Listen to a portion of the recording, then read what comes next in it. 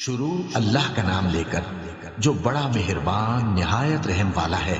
کیا تم خیال کرتے ہو کہ غار اور لوح والے ہماری نشانیوں میں سے عجیب تھے؟ جب وہ نوجوان غار میں جا رہے تو کہنے لگے کہ اے ہمارے پروردگار، ہم پر اپنے ہاں سے رحمت نازل فرما اور ہمارے کام میں درستی کے سامان مہیا کر۔ تو ہم نے غار میں کئی سال تک ان کے کانوں پر نیند کا پردہ ڈالے رکھا، یعنی ان کو سلائے رکھا۔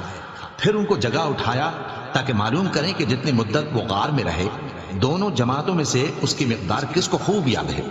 ہم ان کے حالات تم سے صحیح صحیح بیان کرتے ہیں۔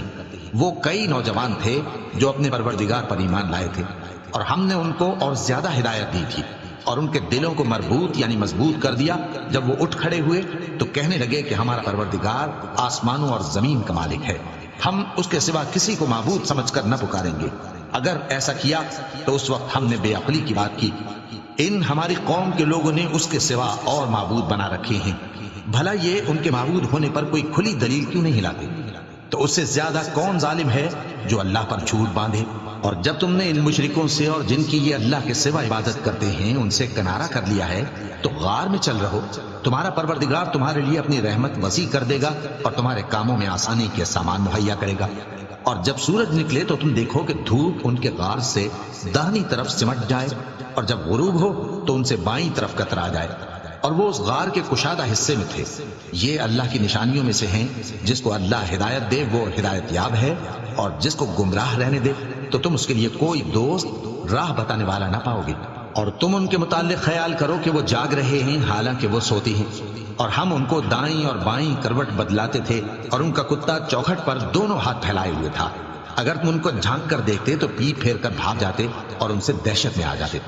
اور اسی طرح ہم نے ان کو اٹھایا تاکہ آپس میں ایک دوسرے سے دریافت کریں۔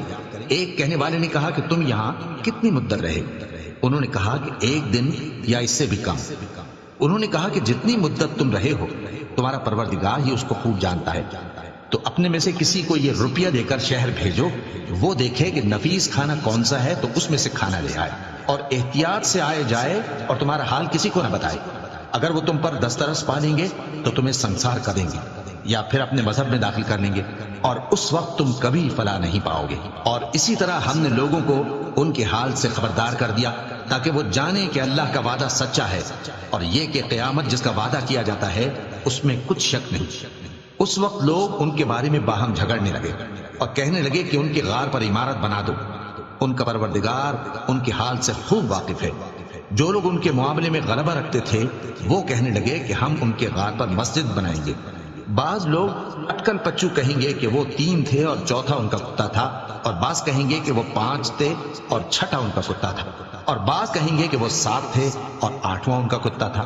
کہہ دو کہ میرا پروردگار ہی ان کے شمار سے خوب واقف ہے، ان کو جانتے بھی ہیں تو تھوڑے ہی لوگ جانتے ہیں۔ تو تم ان کے معاملے میں بحث نہ کرنا مگر سرسری سی بحث، اور نہ ان کے بارے میں ان میں سے کسی سے کچھ دریافت ہی کرنا، اور کسی کام کی نسبت نہ کہنا کہ میں اسے کل کر دوں گا، مگر انشاءاللہ کہہ کر، یعنی اگر اللہ چاہے تو کر دوں گا۔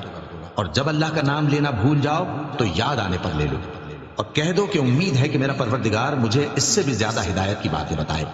اور اصحاب کہف اپنے غار میں 9 پر 300 سال رہے۔